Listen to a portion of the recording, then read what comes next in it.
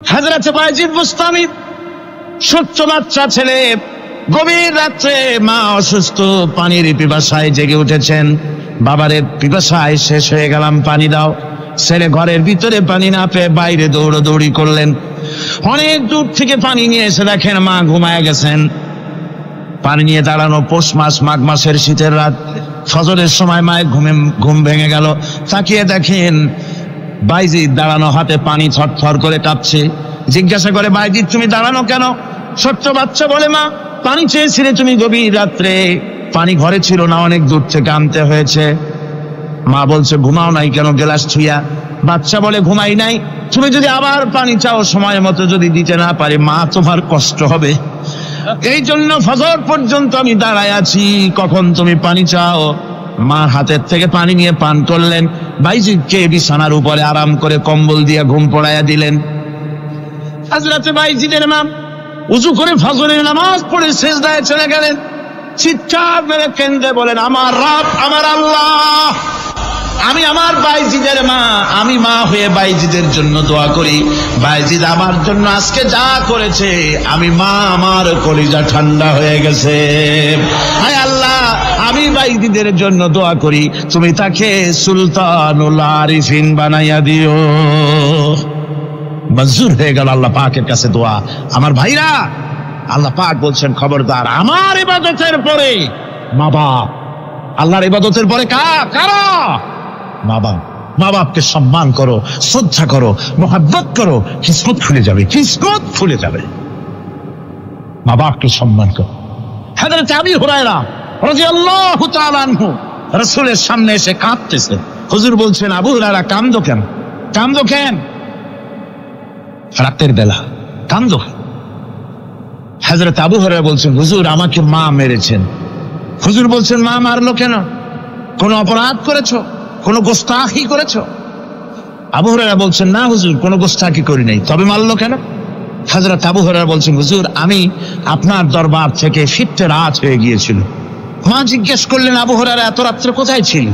বললাম, আমি ছিলাম যে কদম চুমতে পারলে দুনিয়া ধন্য হয়, সেই দরবারে নববীর কদম মোবারক থেকে আসতে আমার দেরি হয়েছে। আমার মা মুশরিকা, আপনার নাম শুনে তার গায়ে আগুন জ্বলে উঠলো, আমাকে ধরে মারা আরম্ভ করলো। বলল, হয় আমার বাড়ি ছাড়বি, আর না হয় মুহাম্মদ সাল্লাল্লাহু আলাইহি ওয়াসাল্লামের দরবার ছাড়বি। আমি বললাম, আমার মা, তুমি বুড়ি মানুষ, তোমার গায়ে যত শক্তি আছে সমস্ত শক্তি দিয়ে আমারে পিটাও, আমারে মারো। মারতে মারতে আমাকে বাড়ি থেকে তুমি বের করে দাও। তোমার বাড়ি শুদ্ধ, তাম দুনিয়া ছেড়ে দিতে পারি, আল্লাহর নবীর কদম মোবারক ছেড়ে দিতে পারি না। হুজুর আমার মা আমাকে গলা ধাক্কা দিয়ে বের করে দিয়েছেন। হুজুর বলছেন, আবু হুরায়রা তোমার মা তোমাকে মেরেছে, তুমি আমার কাছে নালিশ করছো? আমার তো এখানে ইন্টারফেয়ার করার কিছুই নেই। সুবহানাল্লাহ, সুবহানাল্লাহ, মা তোমাকে মেরেছে, এখানে আমার করার কিচ্ছু নাই। বিশ্বনবী বলছেন, এত বড় পাওয়ারফুল নবী, লেজিসলেটিভ পাওয়ার, সারে আল্লাহ তাকে বানিয়েছেন শরীয়ত প্রণেতা।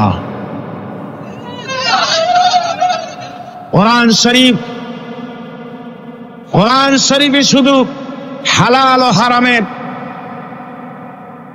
হালাল এবং হারামের, বৈধ এবং অবৈধের সীমারেখা শুধু কোরআনই ঠিক করেন, রাসূলের জন্য আল্লাহ ছেড়ে দিয়েছেন।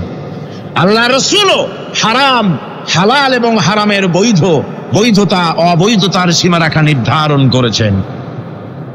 এত বড় ক্ষমতা তা, এত বড় পাওয়ারফুল বিশ্বনবী, তিনি বলছেন মা মেরেছে, আমার করার কিছু নাই।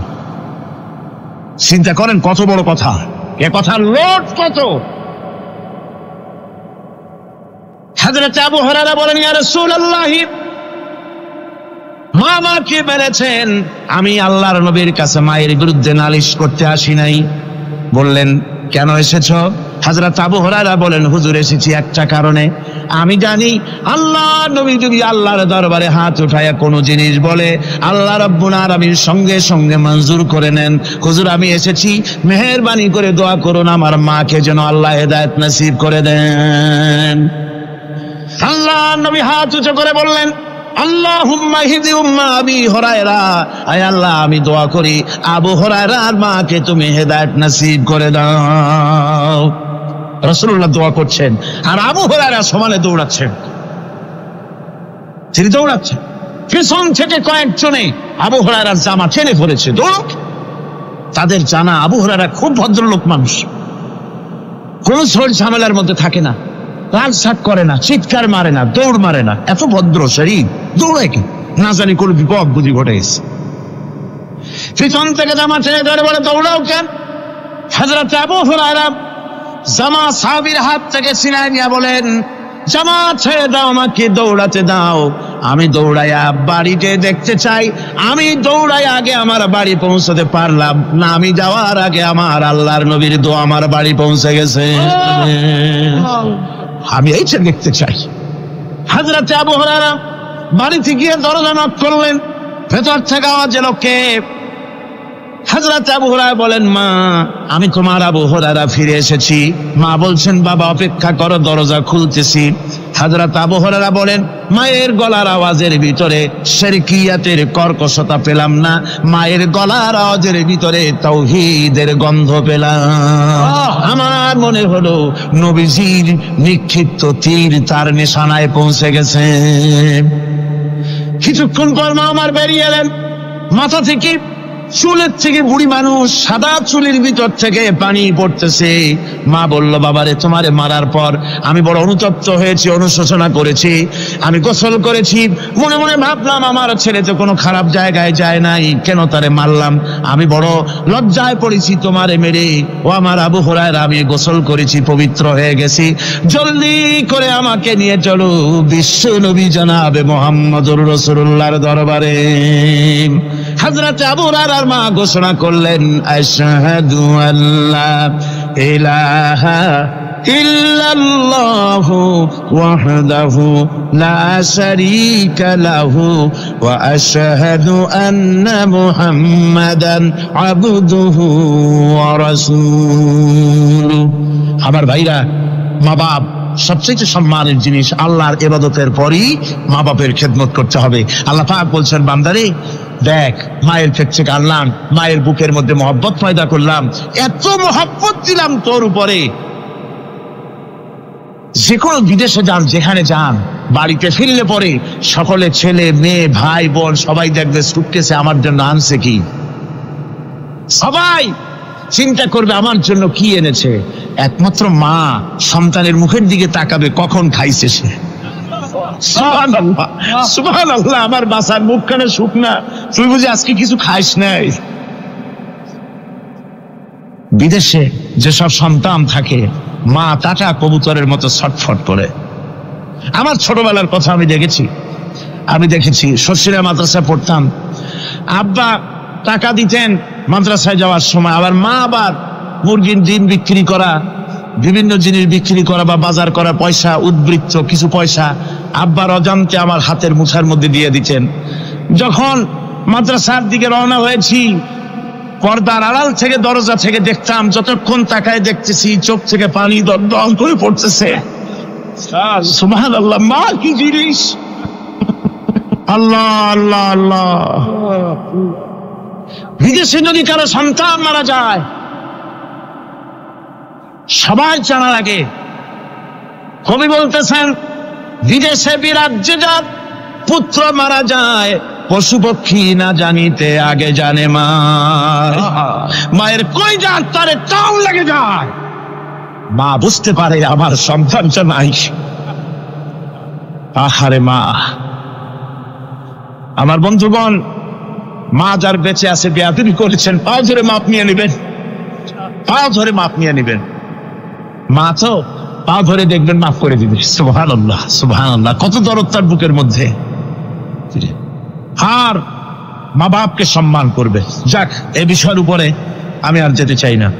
সত্যি আপনাদের বললাম, এই বিশাল জনতাকে বললাম, সবচাইতে বড় পীর আপনার জন্য আপনার মা বাপ। সবচেয়ে বড় পীর কে? মা বাপ।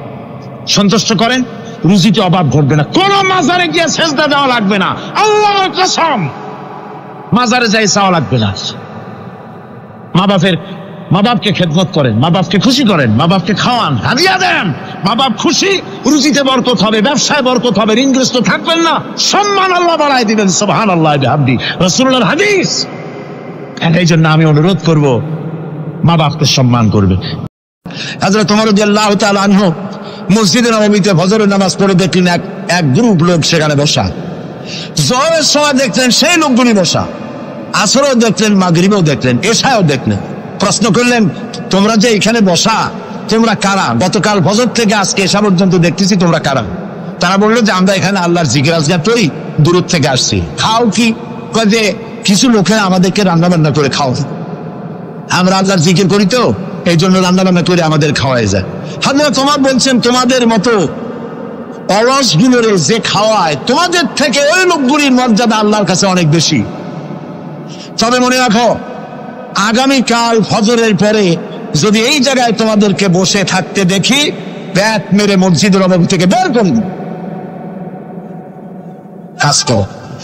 ইসলাম কাজের প্রতি উৎসাহিত করেছে এবং ধনাঢ্য লোককে দায়িত্ব দিয়েছে, অফি আমওয়ালিহিম হাক্কুল লিসাইল ওয়াল মাহরুম। ধনীদের উচিত গরিবদের অধিকার আদায় করে দেওয়া। ডক্টর শহীদুল্লাহ যখন ডক্টরের ডিগ্রি করে দেশে ফিরলেন, তো লোকেরা মনে করলো ডক্টর হয়ে আসছে। পুরান ঢাকার লোকেরা সবাই গেল তার কাছে জ্বর, সর্দি, ব্রঙ্কাইটিস, টাইফয়েড, নিউমোনিয়ার ওষুধ আনার জন্য। তিনি যে এত বুঝাইতে চেষ্টা করলেন যে আমি ওষুধের ডাক্তার না, আমি ভাষার ডাক্তার। পুরান ঢাকার লোকেরা কইল, ডক্টর হইছে মগর ওষুধ দিবার পারে না। ডক্টর মরহুম শহীদুল্লাহ তিনি বক্তৃতা করতে গিয়ে বলতেন শিক্ষিত লোকদেরকে, উনি তো সাধারণ লোকদের মধ্যে বক্তৃতা করতেন না, শিক্ষিত লোকদের মধ্যে বক্তৃতা করতে গিয়ে বলতেন, তোমরা যতই শিক্ষা গ্রহণ করো, ব্রিফকেস ভর্তি করে যত ডক্টরের ডিগ্রি আনো না কেন, এই কিতাবের জ্ঞান যদি না থাকে তোমরা পণ্ডিত, তবে তোমরা মূর্খ পণ্ডিত। এই কিতাবের জ্ঞান যদি থাকে তাহলে তোমরা সত্যিকারের পণ্ডিত হইতে পারবা। সেই কিতাবখানার নাম কি? আল কোরআন। আমি আজ আপনাদের সামনে এই কোরআন থেকে সেই কথাগুলি বলবো ইনশাআল্লাহ। আপনারা দোয়া করেন যেন বলতে পারি। আমি আল্লাহর কাছে নিজেকে সমর্থ করতেছি, সুবহানাকা লা ইলমা লানা ইল্লা মা আল্লামতানা। আল্লাহ তাআলা, আমার তো কোনো জ্ঞান নাই, আমি তো লোকেরা আমাকে মুফাসসিরে কোরআন বলে, কিন্তু আমি তো জানি আমি কি, আমি কোরআনের একজন ছাত্র মাত্র। এই লাখো জনতাকে তোমার কোরআন থেকে বলা তৌফিক দান করে দিও, বলি আমিন। প্রিয় ভাই সব, শয়তানের ওয়াসওয়াসা থেকে আসুন আগে পানা চেয়ে নি। সবাই পড়েন আমার সাথে, আউযু বিল্লাহি মিনাশ শাইতানির রাজীম, বিসমিল্লাহির রাহমানির রাহিম। বিতাড়িত মজদুর শয়তানের ওয়াসওয়াসা থেকে আল্লাহর কাছে পানা চাই, বলেন আমিন। পরম করুণাময় আল্লাহ রাব্বুল আলামিন নামে শুরু করছি। আল্লাহ তাআলা আমাদেরকে সৃষ্টি করে অন্ধকারে ছেড়ে দেননি। কি বলেন, অন্ধকারে ছেড়ে দিয়েছেন? কেউ কেউ বলে যে না, আল্লাহ তাআলা কি রাস্তা করেছেন? আল্লাহ তাআলা রাস্তা তৈরি করেছেন, এটা আপনাদের বুঝতে হবে। পাহাড়িয়া এলাকায় আপনি যদি হারায় যান, সেখানে কোনো গভর্নমেন্ট রাস্তা করে নাই, কিন্তু আল্লাহ তাআলা গিরিপথ তৈরি করে রাখছেন। মরুভূমির মধ্যে যদি হারিয়ে যান, সেখানেও আপনি দিক নির্দেশনা পাবেন। সমুদ্রের ভিতরে যদি আপনি হারিয়ে যান, কোনো নাবিক যদি হারায়, দিনের বেলায় সেটা কম্পাস দিয়ে চললো, রাতের বেলায় তার চলার জন্য আকাশে আল্লাহ তারকা খচিত করে রেখেছেন, যাতে নাবিকরা হারিয়ে না যায়। যে আল্লাহ রাব্বুল আলামিন পাহাড়ি এলাকার ভিতরে মানুষ যেন হারিয়ে না যায়, এজন্য পাহাড়ের ভিতরে গিরিপথ তৈরি করলেন। মরুভূমির ভিতরে চলার জন্য দিকের নির্দেশনা দিলেন। সমুদ্রের ভিতরে নাবিক যাতে না হারায়, আকাশে তারকা আল্লাহ তাআলা খচিত করে রাখলেন। সেই আল্লাহ রাব্বুল আলামিন পৃথিবীতে মানুষ চলাফেরা করবে, মানুষ জন্মগ্রহণ করে মৃত্যু পর্যন্ত চলার জন্য তার অর্থনীতি প্রয়োজন, রাজনীতি প্রয়োজন, সমাজনীতি প্রয়োজন, তার শিক্ষানীতি প্রয়োজন। জীবনের এই নীতিমালার বাঁকে বাঁকে মোড়ে মোড়ে সে হারায় যাবে। আল্লাহ তাআলা এমনটি তার বান্দার প্রতি আচরণ করতে পারেন না। সেজন্য রব্বুল আলামিন বান্দা পৃথিবীতে যেন সঠিক পথে চলতে পারে, এজন্য তার জীবনের প্রত্যেকটি মোড়ে মোড়ে বাঁকে বাঁকে আল্লাহ তাআলা কোরআনের আলো, নূরের আলো আল্লাহ জ্বালিয়ে রেখেছেন। আল্লাহ তাআলা বলেন, قد جاءكم من الله نور وكتاب مبين قد جاءكم من الله نور। ও পৃথিবীর মানুষেরা শোনো, অবশ্যই আমি আল্লাহর পক্ষ থেকে তোমাদের জন্য এসেছে আলো, ওয়া কিতাবুম মুবিন, আর দিয়েছি আমি একটা স্পষ্ট কিতাব, সুস্পষ্ট কিতাব। তোমাদের সৃষ্টি করে আমি অন্ধকারে ফালাই দেই নেই, আমি একটা আলো দিছি। সেই আলোটা কি? সূর্য? সেটি কি চন্দ্র? না, সেটি চন্দ্র নয়, সেটি সূর্য নয়। সেই আলোটির নাম হলো মুহাম্মাদুর রাসূলুল্লাহ সাল্লাল্লাহু আলাইহি ওয়াসাল্লাম। জীবনের এমন কোন দিক এবং বিভাগ নাই যেখানে আল্লাহ তাআলা মুহাম্মদ সাল্লাল্লাহু আলাইহি সাল্লামকে আদর্শ বানান নাই। সুবহানাল্লাহ। আমি তার কথাই আজকে আপনাদেরকে বলবো ইনশাআল্লাহ। বলি ইনশাআল্লাহ। প্রিয় ভাই সব, এই পৃথিবীতে আল্লাহ রাব্বুল আলামিন সব থেকে দুর্বল করে সৃষ্টি করেছেন মানব গোষ্ঠীকে। মানুষেরা সব থেকে দুর্বল। আপনি বলতে পারেন যে কেমনি আমরা দুর্বল হইলাম, এত মারামারি করি তারপরেও দুর্বল? হ্যাঁ, তারপরেও দুর্বল। যেমন গরু, সে তার আত্মরক্ষার জন্য মাথায় দুইটা শিং পাইছে, আমরা কেউ শিং পাইনি, আমরা দুটি করতে পারিনি, ঠিক না? কথা কন না কেন? কুকুরে কামড়াইতে পারে, কুকুরের কাজ কুকুরে করেছে, কামড় দিয়েছে পায়, তাই বলে কি কুকুরে কামড়ানো মানুষের শোভা পায়? মানুষ কি কুত্তার গায়ে কামড় দিতে পারবে? ওই রকমের শক্তিশালী দাঁত মানুষের আল্লাহ দেন নাই। সাপেরে আল্লাহ তাআলা বিষধর দন্ত দিয়েছেন, বাঘেরে খাবার মধ্যে নখর দিয়েছেন, মূলার মতো মোটা মোটা দাঁত দিয়েছেন। এমনকি আত্মরক্ষার জন্য ভীমরুল বলারের রুল ফুটাবার মতো শক্তি আল্লাহ দিয়েছেন। এবার বলেন তো, আপনার কাছে আত্মরক্ষার কি আছে? আপনি তো বলতেই পারেন বীরত্বের সাথে, হ্যান করেঙ্গে ত্যান করেঙ্গে, লাঠি কে আমদার মুগুর ভরেঙ্গে, বলতে পারবেন, কিন্তু লাঠির মধ্যে মুগুর আপনি বলতে পারবেন না। মানুষের কাছে আত্মরক্ষার কোনো হাতিয়ার নাই। এই মাহফিলের মধ্যে যদি এখন একটা সাপ ঢোকে অথবা বড় জাতের কয়েকটা ব্যাঙ ঢোকে, লাফানো শুরু করবে এই মাথা দিয়া, এই মাথা দিয়া লোক দৌড় আরম্ভ করবে।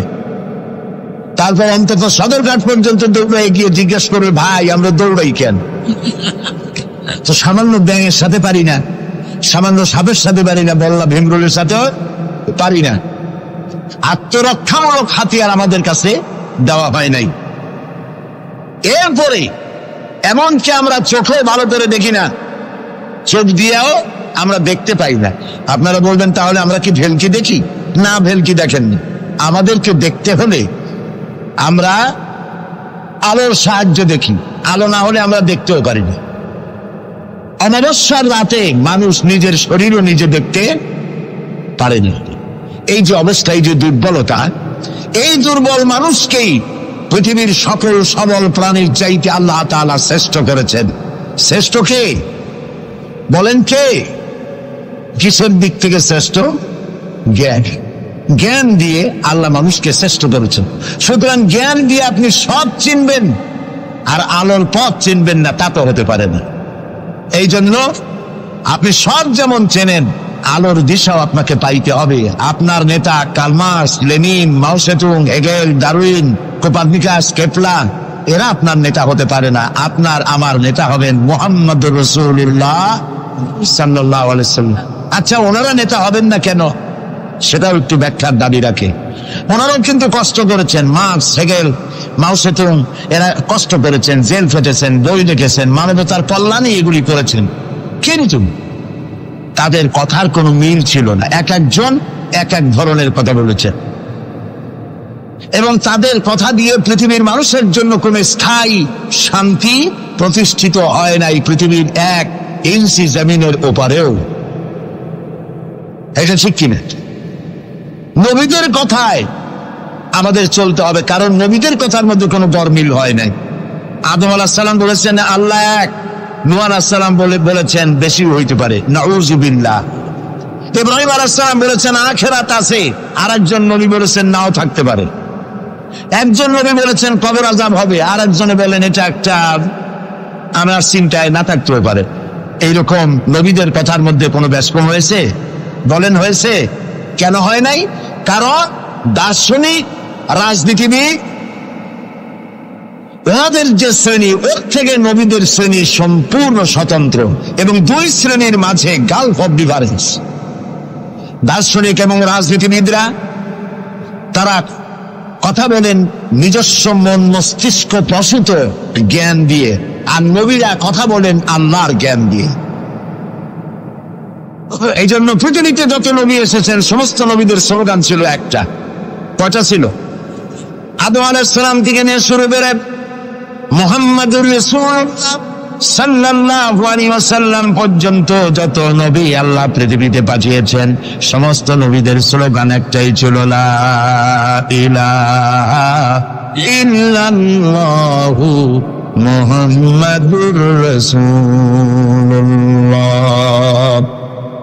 মুহাম্মাদুর রাসূলুল্লাহ নবী করিম সাল্লাল্লাহু আলাইহি ওয়াসাল্লামের সময় হয়েছে, আর বাকি সমস্ত নবীর সময় স্লোগান একটাই ছিল, লা ইলাহা ইল্লাল্লাহ। কোনো ব্যস্কম নাই, সব নবীরা এক কথা বলেছেন। কারণ নবীরা যে কথা বলেছেন সমস্ত কথা আসছে একটা অফিস থেকে। কয়টা অফিস? এবার বলেন তো অফিসটার নাম কি? কার অফিস? আল্লাহর অফিস। এবং একজন মেসেঞ্জার সমস্ত নবীদের কাছে আল্লাহর মেসেজ বহন করে নিয়ে এসেছেন, সেই আল্লাহ কর্তৃক নিয়োগ প্রাপ্ত অথেন্টিক জেনুইন যিনি রাসূল ছিলেন, বার্তাবাহক ছিলেন, স্পেশাল মেসেঞ্জার ছিলেন, তার নাম কি? সুবহানাল্লাহ।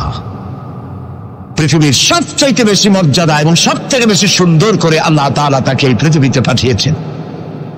তিনি যখন পৃথিবীতে আসলেন পৃথিবীটা কি ছিল? চুরি, ডাকাতি, জেনা, ব্যভিচার, হত্যা, ধর্ষণে ভরপুর মরাজাতি।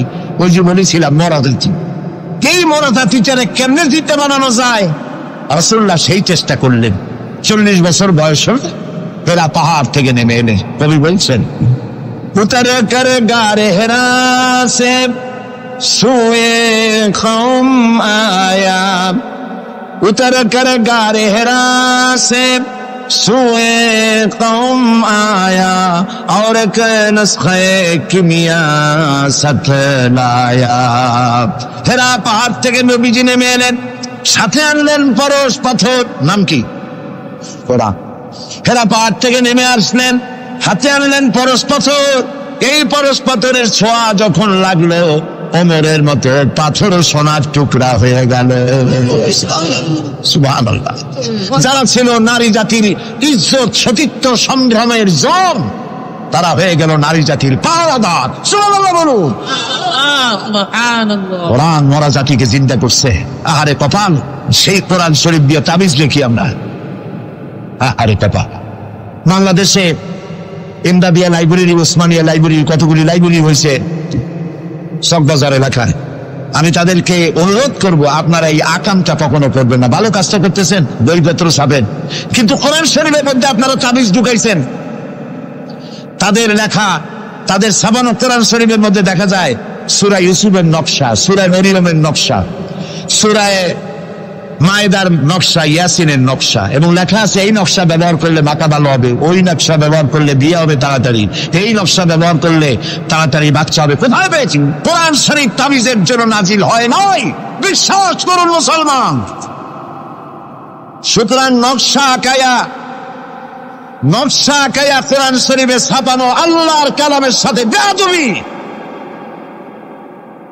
যারা এই কাজটি করছেন আমি তাদেরকে অনুরোধ করি আল্লাহর রাস্তায় এই কাজ বন্ধ করে দিন, তওবা করুন। কোথায় পেলেন? সূরার কতগুলি নকশা বানাইছেন, 577, 1372, 1940। এদিকে কেমনে হইল সূরা ফাতিহা? বিসমিল্লাহরে বানাইছে 786। এটা তো আপনারা সকলেই জানেন, ঠিক না? বিসমিল্লাহ উদ্দিন লেখে কেনা 786, কপালে যা আছে হোক। প্রিয় ভাই সব, 10 লক্ষ বার যদি 786 লেখেন, একবার বিসমিল্লাহ সমান হবে না। বিসমিল্লাহর মধ্যে 19টা অক্ষর আছে। কয়টা? আর আল্লাহ রাসূল কি বলেছেন? আল্লাহর নবী বলেছেন কোরআনে কারীমের প্রত্যেকটি অক্ষরে যখন পড়বে বান্দা 10টা করে নেকি হবে। বিসমিল্লাহির রহমানির রহিম পড়েন আমার সাথে, বিসমিল্লাহির রহমানির রহিম। রাসূলুল্লাহর ওয়াদা অনুযায়ী আমার সাথে যখনই পড়লেন বিসমিল্লাহির রহমানির রহিম, একটা অক্ষরে 10, 19টায় 190টি নেকি আমাদের আমলনামায় লেখা হয়ে গেছে। কাজে এই নকশা দিয়ে যারা তাবিজের ব্যবসা করে কিয়ামতে অবশ্যই আসামি হতে হবে। যারা কোরআনকে তাবিজের কাজে ব্যবহার করেছেন আল্লাহর কাছে দায়ী হতেই হবে, কারণ মানুষকে আপনারা বোঝাতে চেষ্টা করেছেন কোরআন তাবিজের কিতাব। অথচ কোরআন এসেছিল একটি সমাজ, একটি রাষ্ট্র বিপ্লব করার জন্য।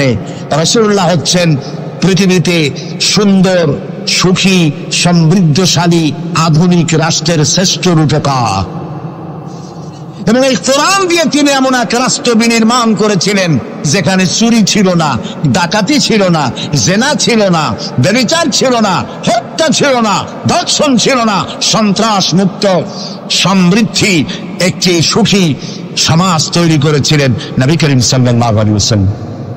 প্রিয় ভাই সব, বড় আফসোস লাগে সেই কোরআনে শুধু চুমাই খাই, বুকেই লাগাই, আর এই কোরআন শরীফ নিয়ে আমরা কাজে লাগাইতে পারলাম না। এটা ঠিক কিনা? কোরআনকে কাজে লাগাইতে পারছি? পারি নাই। কোরআন শরীফ খালি ঝুলে ঝুলে পড়ি। দেখেন রমজান মাসে আমাদের দেশের লোকেরা দেখতে করে, ভাই তোমার বাড়ি কি হয়েছে জানি না, আমার পুতের বউ 7 খতম, আমার মেয়ে ক্লাস 9-এ পড়ে, ও 3 খতম, ওর মায় 13 খতম, আর আমি নিজে এমনি খতম। আপনি প্রতিযোগিতা করে কোরআন শরীফ খতম করবেন, এই জন্য নাযিল হয়েছে কোরআন শরীফ, আপনি কি বিশ্বাস করেন? কোন কোন সাহাবী সূরা বাকারা শেষ করতে সময় লেগেছে 2 বছর 3 বছর। কেন পড়তে পারতেন না তিনি? সময় লাগলো কেন? এই জন্য সময় লেগেছে, এক একটি আয়াত তারা তেলাওয়াত করেছেন। শুনতেছেন কথা? এক একটি আয়াত তেলাওয়াত করেছেন, অর্থ বুঝেছেন, ব্যাখ্যা বুঝেছেন, জীবনের উপরে আমল করেছেন, এরপর আরেকটা আয়াত পড়েছেন, বুঝেছেন, আমল করেছেন, তারপরে আরেকটা পড়েছেন। এইরকম করে করে কোরআন তেলাওয়াত করে জীবনের উপরে আমল করার পর সাহাবীরা যখন রাস্তা দিয়ে হাঁটতেন, মানুষেরা দেখতো যেন কোরআন হেঁটে যাচ্ছে। আরে আজ পৃথিবীতে আমরা মাইর খাবো না কেন? আমি তো বলি বুশের মতো আরো 2-4টা বুশ আসা দরকার, মাইল আমাদের খাওয়াই দরকার। দুনিয়ার সব জাতি চেনা যায়, মুসলমান চেনা যায় না। প্রিয় ভাই সব, নবী করিম সাল্লাল্লাহু আলাইহি ওয়াসাল্লাম এই পরশ পাথর নিয়ে আসলেন। ওমর আসলেন রাসূলকে হত্যা করতে। চিন্তা করেন, নবী হত্যা করতে আসে, কত বড় জাহেল সেই ওমর। আর ওমর ছিলেন কি হইলেন বলেন? গিয়ে সোনা ডায়মন্ড হয়ে গেলেন। আল্লাহু আকবার বলেন। আমার রাসূল বললেন, আমার পরে লা নবিয়্যা বাদি ওয়ালা রাসূলা, আমার পরে নবী হবে না, রাসূলও হবে না। কিন্তু আমার পরে যদি আল্লাহ কাউকে নবী বানাতেন, ওমর অবশ্যই নবী হয়ে যেতেন। আল্লাহু আকবার। প্রিয় ভাই সব, ওমর রে জাহালাত থেকে কয়লার খনি ছিল ওমর, সেখান থেকে ডায়মন্ড বানাই দিল আল্লাহ তাআলা। কি দিয়ে বানাইলেন? কোরআন। আমরা কিন্তু এর কাছেও যাইতে পারলাম না, খালি সুমা দিলাম আর তাবিজ বানাই গলায় ঝুলাইলাম। এই কোরআন শরীফ আমরা একটা কাপড় দিয়ে পেঁচাই রাখি, আমাদের ঘরে কাপড় দিয়ে কোরআন অনেকের বাড়িতে পেঁচানো আছে, আছে না? এই কাপড়টা যদি মাটিতে পড়ে যায়, যদি তাও লাগে, তাহলে আমরা আটকে উঠি, ঠিক না? কাপড়টা উঠাই কি করি? সুমা দিই। একটা কাপড় আর তো কিছু না, এখানে তো টেবিলেও কাপড় আছে, আমার পায়ের তলেও কাপড় আছে, আমার পরনেও কাপড় আছে, ঠিক না? আপনাদের আছে না? টেবিলে পাও লাগলে তো আমি আটকে উঠি না। কোরআন শরীফের সাথে যে কাপড়টা ছিল ওটা পড়ে গেলে পাও লাগলে আটকে উঠি, এবং অপরাধ বোধের সৃষ্টি হয়, ঠিক কিনা? কেন হয়? কারণ এই কাপড়টা কোরআনের সাথে কিছুদিন জড়ানো ছিল। কয়েকটা দিন কোরআনের সাথে জড়িয়ে থাকার কারণে একটা কাপড়ের টুকরার ইজ্জত যদি বাড়ে, ইজ্জত যদি বেড়ে গেল, যাদের জন্য কোরআন নাজিল হইল ওদের ইজ্জত বাড়লো না। আমাদের ইজ্জত বাড়ছে। আমাদের ইজ্জত যদি বাড়বে, তাহলে এরাকে বুশেরা আমাদের মারে কেন? আমাদের ইজ্জত যদি বাড়ে, তাহলে শ্যারন প্যালেস্টাইনে আমাদের মারে কেন? আমাদের ইজ্জত যদি বাড়ে তাহলে কাশ্মীরে ভারতের কাফের সরকার আমাদের মারে কেন? আলজেরিয়ায়, বসনিয়ায়, চেচনিয়ায়, এরিত্রিয়ায়, সারা পৃথিবীতে আমরা মার খাচ্ছি। তাহলে কি এই কথা বুঝবো যে কোরআন থাকবে যে জাতির কাছে, কোরআনের কারণেই তারা মার খাবে? আল্লাহ কি বলে শুনি। আল্লাহ রাব্বুল আলামিন বলেন, তাহা মা আনজালনা আলাইকাল কুরআনা লিতাশকা। ও নবী, কোরআন আমি এই জন্য নাযিল করি নাই যে কোরআন আপনাকে ভাগ্য বিপর্যস্ত করে দেবে, হতভাগ্য বানায় দেবে। কোরআন এই জন্য নাযিল করি নাই। কোরআন নাযিল করেছে এই জন্য কোরআনের ধারক বাহক যারা হবে তারা শাসিত হবে না, গোটা বিশ্বকে তারা শাসন করবে। এই জন্য এসেছিল কোরআন। কারণ কোরআন দিয়ে শাসন করলেই মানুষেরা নিরাপত্তা পাবে। নারীর অধিকার কে দিল? এই কোরআন দিয়েছে। শ্রমিকের অধিকার কে দিল?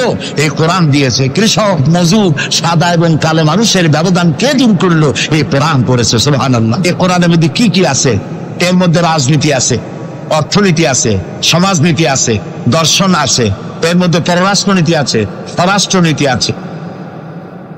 বিজ্ঞান আছে বলে এ কোরআন বিজ্ঞানের বই নয়। ইতিহাস আছে বলে এ কোরআন ইতিহাসের বই নয়। রাজনীতি আছে বলে এটা রাজনীতির কিতাব নয়। অর্থনীতি আছে বলে এটা অর্থনীতির কিতাব নয়। তাহলে প্রশ্ন হবে এটা কি? এটা হচ্ছে মানুষের জীবন পরিচালনার জন্য যত নীতি প্রয়োজন, সমস্ত নীতির মূল নীতি যে কিতাবে লেখা হয়েছে সেই কিতাবের নাম আল কোরআন। প্রিয় ভাই সব, নবী করিম সাল্লাল্লাহু আলাইহি ওয়াসাল্লাম কে আল্লাহ তাআলা এজন্য পাঠান নাই যে তিনি আর তার সাহাবীরা মসজিদে বসে বসে আল্লাহ আল্লাহ করবেন আর রাষ্ট্র চালাবে ফেরাউন আর নমরুদেরা, রাষ্ট্র চালাবে আবু জাহেলের গোষ্ঠীরা, ফাসিক, ফুজ্জার, নামাজ নাই, রোজা নাই, ঘুষখোর, মদখোর, এরা রাষ্ট্র চালাবে। এই জন্য ইসলাম আসে নাই। ইসলাম এসেছে রাষ্ট্র পরিচালনা করার অধিকার কোরআনে কার? আল্লাহ রাব্বুল আলামিন বলেন, আলা লাহুল খালকু ওয়াল আমর ইনিল হুকমু ইল্লা লিল্লাহ। সৃষ্টি যার, আইন চলবে তার। সৃষ্টি যার, আইন চলবে তার। আলা লাহুল খালকু ওয়াল আমর, সৃষ্টি যার, আইন তারই চলবে। কারণ এই কোরআনের তো কোনো পরিবর্তন নাই। এটি সংবিধান, এটি কনস্টিটিউশন। আমাদের একটা কনস্টিটিউশন আছে, আছে না? কবে তৈরি হয়েছিল? 72-তে। 1972 সালে বাংলাদেশের সংবিধান রচিত হয়েছিল। আজকে 2004।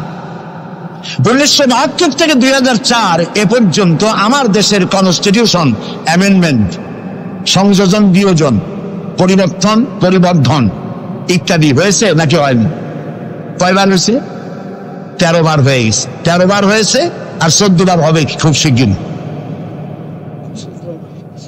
তাহলে স্বাধীনতার 32 বছরের ভিতরে যদি সংবিধান 14 বার পরিবর্তন হয়, সংশোধন হয়, এই রেশিও অনুযায়ী 100 বছর যদি যায়, তাহলে কম্বলের লোম বাঁচলে থাকবে কিছু? আর এটাও একটি সংবিধান। এটার নাম কি? সংবিধান, মানবতার সংবিধান।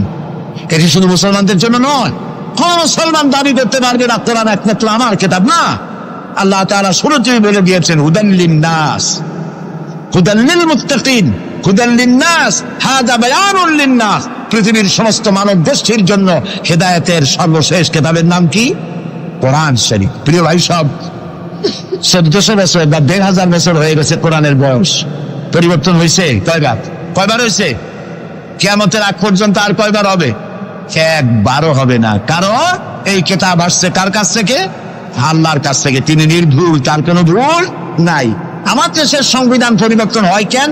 এই জন্য হয় যারা সংবিধান রচনা করেছিলেন ওনাদের কাছে ভবিষ্যতের জ্ঞান ছিল না। অতীতের অভিজ্ঞতার ভিত্তিতে বর্তমানকে সামনে রেখে সংবিধান রচনা করেছেন। আর যখন নতুন নতুন সমস্যা সামনে আসছে, তখন অতীতের অভিজ্ঞতা শেষ, নতুন অভিজ্ঞতা দিয়ে আবার পরিবর্তন করা লেগেছে, ঠিক কিনা? আল্লাহর কাছে কাল কয়টা? একটা। সেই কালটার নাম কি? মাশাআল্লাহ, আপনাদেরকে 100 দিলাম। এইরকম কথা যারা মনে রাখতে পারে এই সব শ্রোতাদেরই কথা বলে শুনাইয়া আনন্দ আছে। আল্লাহ যেন আমারও ফায়দা দেয়, আপনাদেরকেও দেন বলি আমিন। তাহলে আল্লাহ রাব্বুল আলামিনের কাছে কাল হইল কয়টা? একটা। ওই কালটার নাম কি? বর্তমান। বর্তমানের উপরে ভিত্তি করে আল্লাহ তাআলা কোরআন তৈরি করেছেন, তাই এর কোনো অ্যামেন্ডমেন্টের প্রয়োজন হয় নাই, কিয়ামত পর্যন্ত হবে না। যদি শান্তি চাই, আমাদের দেশে এখন তো আগেও সন্ত্রাস ছিল, এখনো সন্ত্রাস আছে। সন্ত্রাস নির্মূল আমরা করতে পারবো না যতক্ষণ না এই কোরআনের শাসন প্রতিষ্ঠিত হচ্ছে, ততক্ষণ পর্যন্ত সন্ত্রাস নির্মূল করা যাবে না। এ ব্যাপারে আরো কথা সামনে বলবো, বলেন ইনশাআল্লাহ। প্রিয় ভাই সব, তো আল্লাহ রাব্বুল আলামিন আমাদেরকে একখানা কিতাব দিলেন আর জিজ্ঞেস করলেন, আমাদেরকে বললেন, আফাগায়রা দীনিল্লাহি ইয়াবগুন وله أسلم من في السماوات والأرض طوعا وكرها أفغير دين الله يبغون। আল্লাহর দেওয়া জীবন ব্যবস্থাকে ছেড়ে দিয়ে মানুষের তৈরি করা, অন্যের তৈরি করা কোন জীবন বিধান তোমরা তালাশ করো নাকি? আল্লাহ প্রশ্ন করছো। ওয়ালাহু আসলামা মান ফিস সামাওয়াতি ওয়াল আরদ, অথচ আকাশে যা আছে, জমিনে যা আছে, আমি দত্তের মস্তক সবাই অবনত করে দিয়েছে আমি আল্লাহর সামনে। সুবহানাল্লাহ। আর তাই সেখানে শান্তি। যারা আল্লাহর আইন মানে সেখানেই শান্তি। দেখেন, একটু আগে আমি বলেছিলাম শুরুতে, সকল প্রাণীর আত্মরক্ষার হাতিয়ার আছে। আমাদের যদি আত্মরক্ষা করতে হয়, লাঠি, বন্দুক, ছুরি ইত্যাদির আশ্রয় দিতে হয়। আমার শরীরে, আপনার শরীরে আত্মরক্ষামূলক কোন হাতিয়ার বলে নাই। এখন আপনি বলেন, আত্মরক্ষার হাতিয়ার আছে বাঘের। সুন্দরবনে বাঘ আছে নাকি নাই? আপনারা কি এটা শুনেছেন যে গত বছর সুন্দরবনের বাঘেরা কোনো একটা বিষয় নিয়ে রাগারাগি করিয়া নিজেরা কামড়াকামড়ি করে 200 বাঘ মারা গেছে? হয়েছে এরকম? কুমিরের এত বড় বড় দা এরকম খিল লেগে যান। এই সব কুমিরেরা তারা জঙ্গলে অথবা নদীর ভিতরে মারামারি করিয়া নিজেরা মারামারি করে 400-500 কুমির মারা গেছে। পাখিরা মারামারি করে মরছে, সাপেরা মারামারি করে মরছে। এরকম হয়েছে কখনো? হয় না।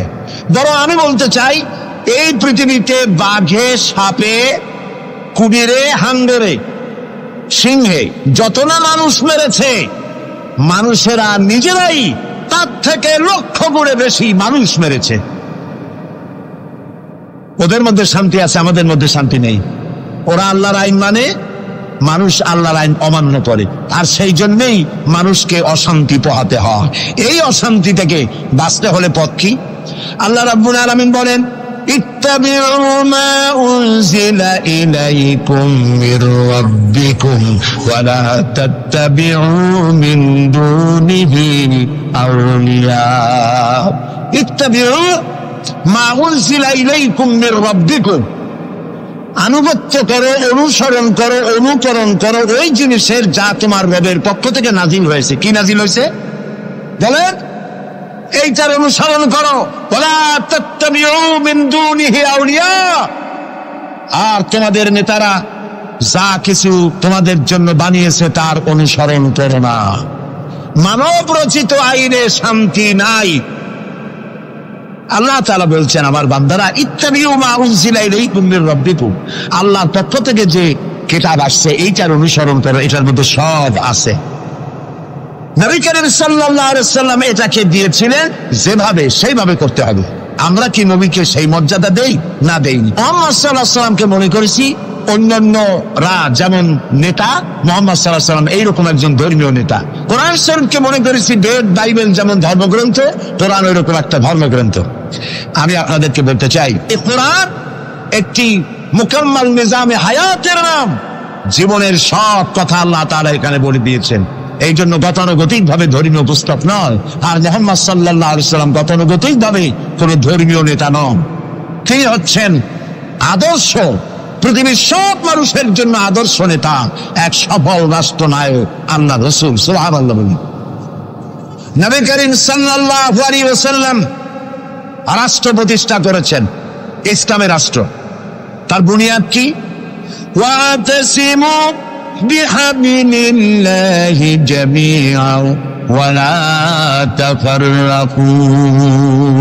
ঐক্যবদ্ধভাবে আমার রজ্জুকে, আল্লাহ রশিকে মজবুত করে ধারণ করো। কে বলতেছেন? আল্লাহ। নবী করিম সাল্লাল্লাহু আলাইহি ওয়াসাল্লাম যে রাষ্ট্র পরিচালনা করেছিলেন, সেখানে কোনো জাতি, বর্ণ ও আঞ্চলিকতাকে গুরুত্ব দেওয়া হয় নাই। সেখানে গুরুত্ব দেওয়া হয়েছে হাবলুল্লাহ। হাবলুল্লাহ মানে কি বলেন? আল্লাহর রশি। বলেন আপনারা, হাবলুল্লাহ মানে কি? আল্লাহর রশি। আল্লাহর রশি কি? এটাকে রশি বলা হইল কেন? বলবো এটাকে রশি বলা হইল কেন? আমরা ছিলাম বেহেশতে। কোথায় ছিলাম? পড়ে গেছি কোথায়? ধরুন এটা একটা কুয়া, দুনিয়াটা কি? কুয়া। বেহেশতে থেকে পড়ে গেছি কুয়ার মধ্যে। এখন কুয়ায় পতিত মানুষ উঠাবার জন্য সব থেকে ভালো কি? বাঁশ। কুয়ায় পতিত মানুষ উঠাবার জন্য কোন জিনিস সব থেকে ভালো? রশি। আল্লাহ তাআলা কোরআন নামক একটা রশি ফেলাই দিলেন। পড়ে গেছে দুনিয়ায়, আমি চাই তোরা আবার তোদের হারানো বাড়িতে ফিরে আয়। এখন এটা রশি আল্লাহ ফেলাই দিলেন। কুয়ার মানুষ উঠাবার জন্য রশি সব থেকে ভালো, তবে রশির দুইটা শর্ত লাগবে। শর্ত কয়টা? দুইটা। এক নম্বরের শর্ত হলো রশি যেন পচা পাটের দড়ি না হয়, তাহলে পরে নিচে যারা ছিল উপরে যে টান দিয়ে উঠাইতে যাবে, সিরা গিয়া প্রতিত মানুষের দাঁতটা ছিল ওগুলো ভাঙিয়ে শেষ হয়ে যাবে। তাহলে দড়ি কি হইতে হবে? মজবুত। দুই নম্বর, যিনি ধরে টান দিবেন তার হাত হতে হবে মজবুত, তা না হলে পরে যত মানুষ ঝিলে পড়বে ওই হাত থেকে যদি দড়ি ফসকে যায়, যাও চান ছিল তাও শেষ।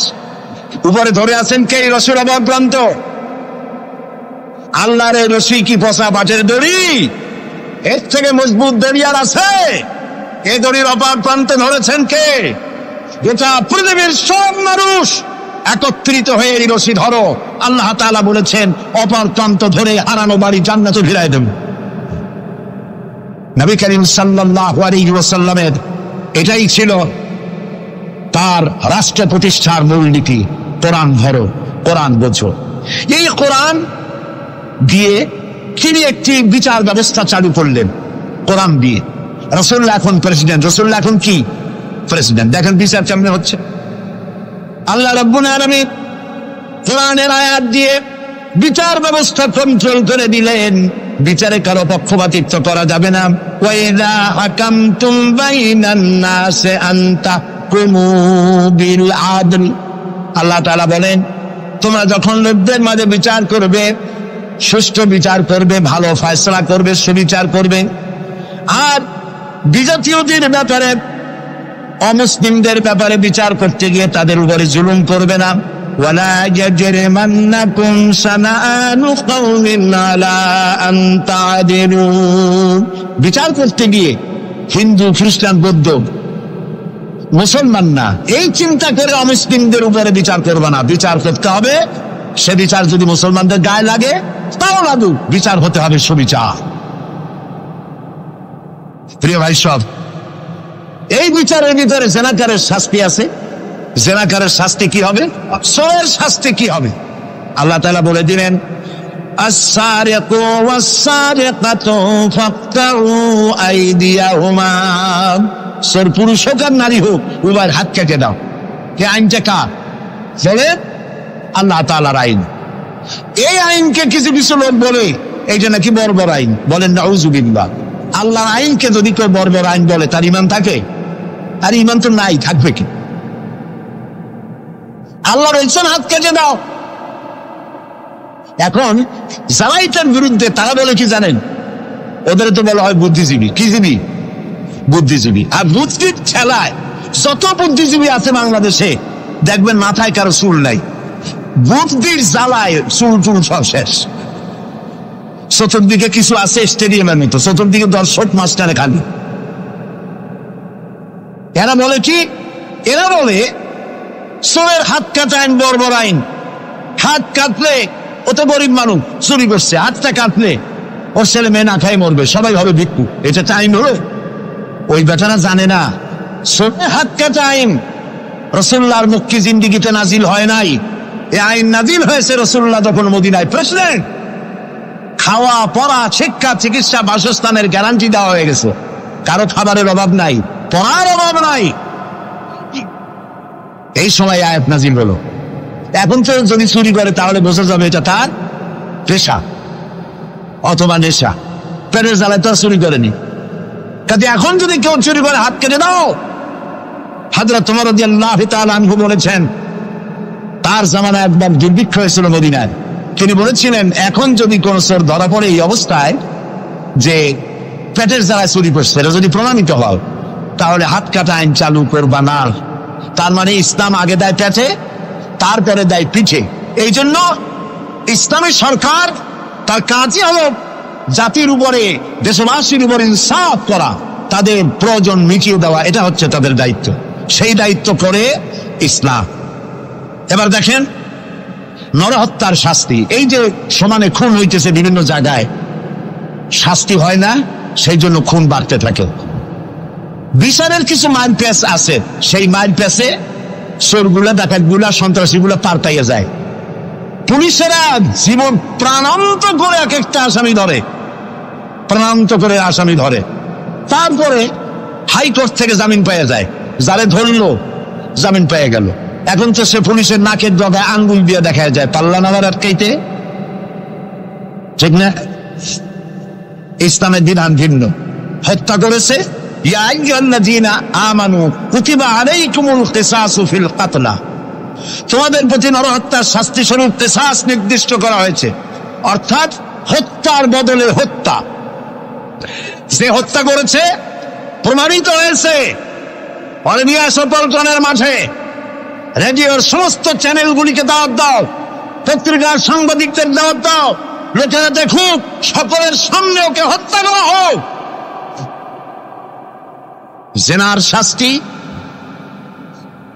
আযানি ওয়াযানিয়াতু আযানিয়াতু ওয়াযানি ফাজনিদু কুল্লা ওয়াহিদিন মিনহুমা মিআতা জালদা। জিনাকার পুরুষ, জিনাকারিনী মহিলা 100 দৌড়া মারো, যদি অবিবাহিতা হয়, আর বিবাহিতা হলে প্রাণদণ্ড দাও। একজন ধর্ষক যে নারী ধর্ষণ করেছে, ধর্ষণ হচ্ছে না, বিচার নাই। ওই আমলে গত 5 বছরে জাহাঙ্গীরনগর বিশ্ববিদ্যালয় এক কুলাঙ্গার 100 বার জেনা করেছে, 100 বার। তারপরে ককটেল পার্টি করেছে। যখন পত্র পত্রিকায় সমালোচনার ঝড় উঠল, তখন সেই সময়ের নেতৃবৃন্দরা এর একটা বিচার উঠেছিল। সেই বিচার হলো ওই কুলাঙ্গার তাদেরই সোনার ছেলে, তারে ডাইকা মাথায় হাত বুলাইলো, এই দুষ্ট ছেলে, এরকম করতে নাই। এই হলো বিচার। ইসলামের বিচারটা কি? ইসলামের বিচার হয়েছে ধর্ষক প্রমাণিত হয়েছে, নিয়ে আসো ময়দানে, চতুর্দিকে লোকেরা পাথর নিয়ে দাঁড়াও, পাথর মেরে ওর গায়ের গোস্ত, হাড্ডি, চর্বি, চামড়া, রক্ত বাতাসের সাথে উড়ায় দাও। এই দৃশ্য যারা দেখবে উপস্থিত থেকে, রেডিও এবং টেলিভিশনের মাধ্যমে যারা দেখবে, চিন্তা করেন এরপরে যদি ধর্ষণ এই নামটা যদি মাথায় আসে, 15 জগ পানি খাওয়া লাগবে ধর্ষণে, ঠিক কিনা বলে? এই বিচারটা কার? চিল্লাবেন। নবী করিম সাল্লাল্লাহু আলাইহি ওয়াসাল্লাম পৃথিবীর সফল শ্রেষ্ঠ রাষ্ট্রনায়ক, কোরআনের এই বিচার পদ্ধতি দিয়ে একটি সুন্দর সমাজ বিনির্মাণ করেছিলেন, যেখানে চুরি নাই, ডাকাতি নাই, জেনা নাই, হত্যা নাই, ধর্ষণ নাই, সব বন্ধ। প্রিয় ভাই সব, আল্লাহর কথা, রাসূলের কথা, ইতিহাসের কথা বলছি, আলহামদুলিল্লাহ বলে।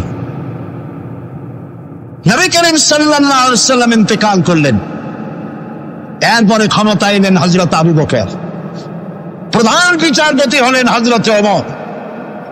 ইতিহাস লিখছে, ফামাকাতা আমান কামিলান ফালাম ইয়াখতাসিম ইলাইহি ইসনান।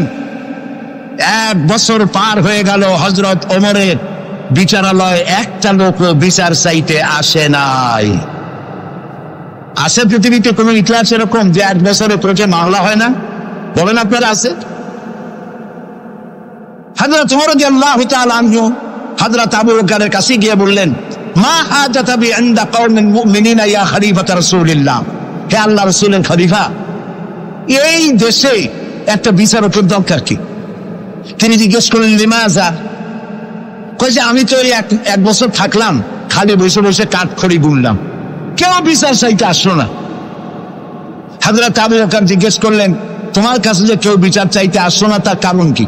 তিনি বললেন, দীনুহুমুন নাসিহা, এই জাতির দিন হচ্ছে নাসিহা করা, পরস্পরের কল্যাণ কামনা করা।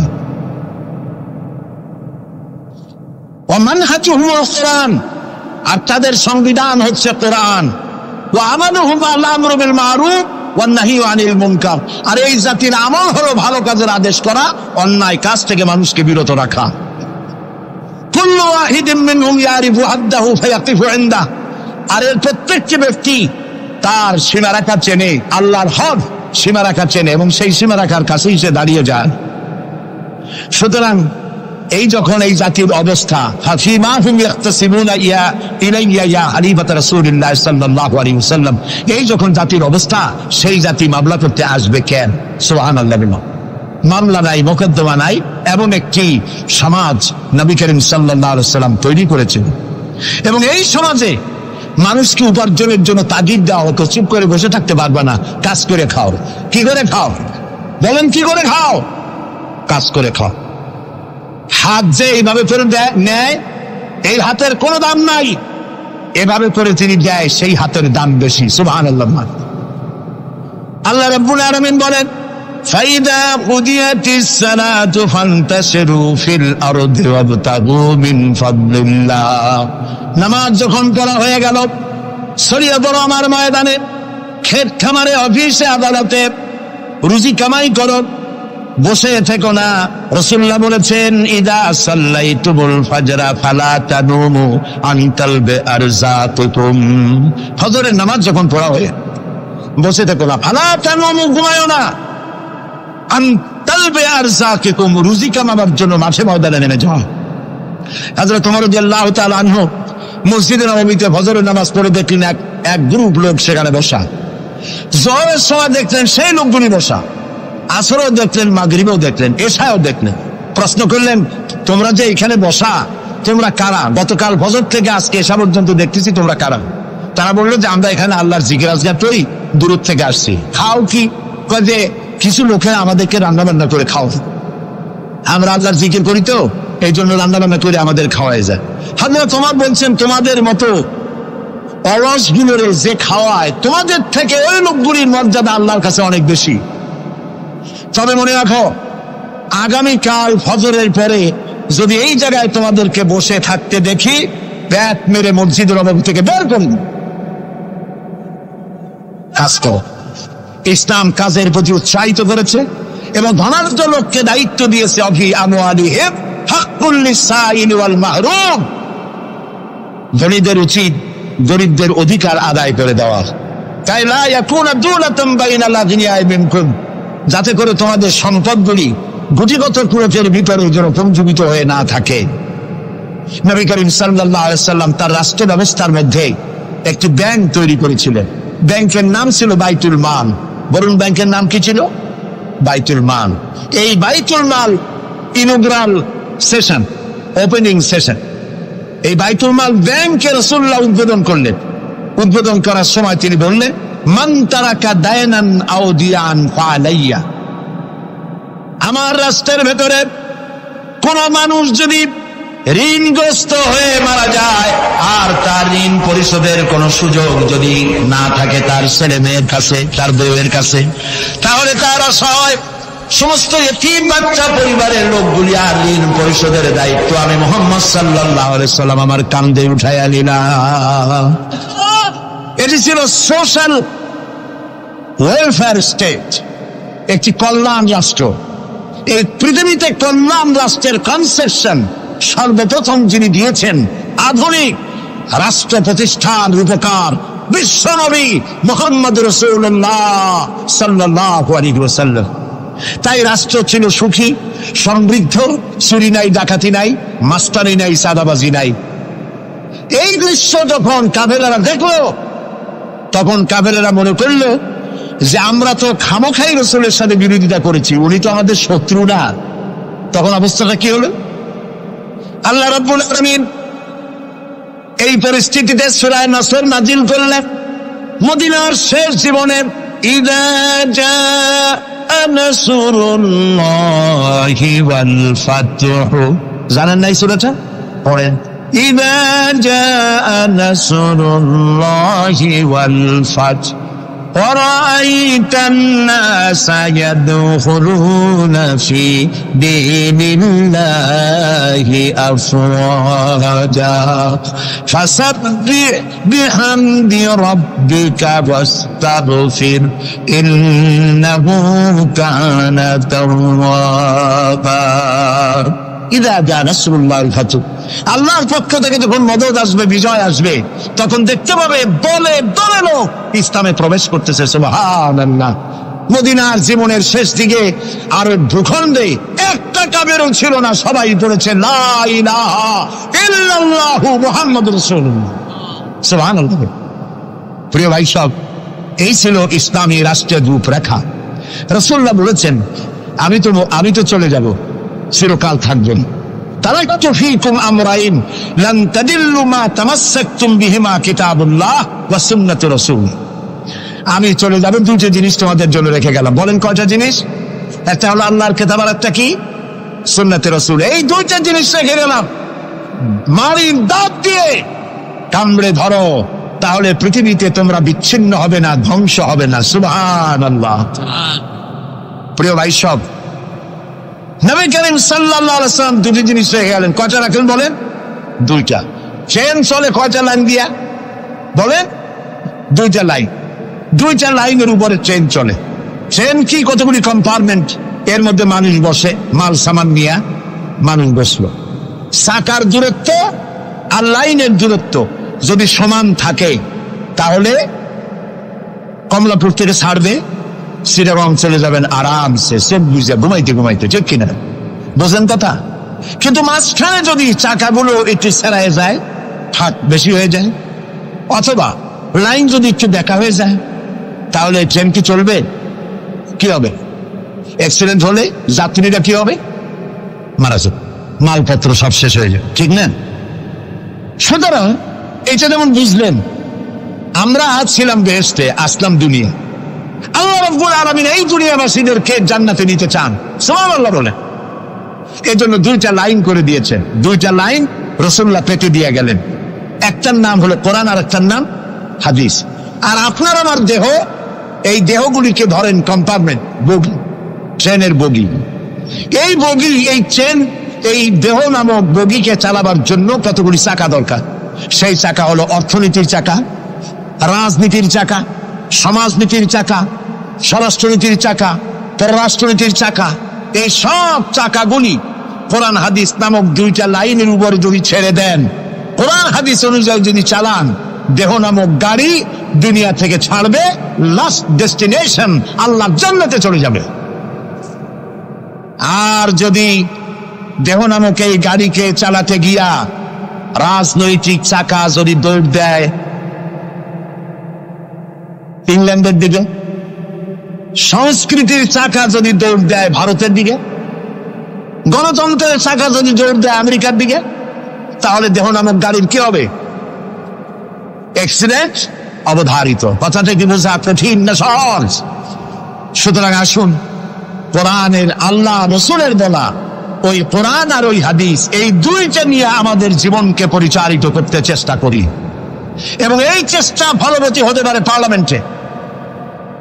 1000 বছর ওয়াজ করে যা করতে না পারবেন, পার্লামেন্টে যদি কোরআনের পক্ষের লোকেরা মেজরিটি হয়, তাহলে 1000 বছর ওয়াজের তুলনায় একটা বিল পাশ করলে অতি তাড়াতাড়ি তা হয়ে যায়। এই জন্য জনগণকে সেভাবে তৈরি হতে হবে, প্রস্তুতি নিতে হবে এবং বুঝতে হবে কোরআনের আইন ছাড়া সন্ত্রাস, দুর্নীতি নির্মূল হবে না, হবে না, হবে না।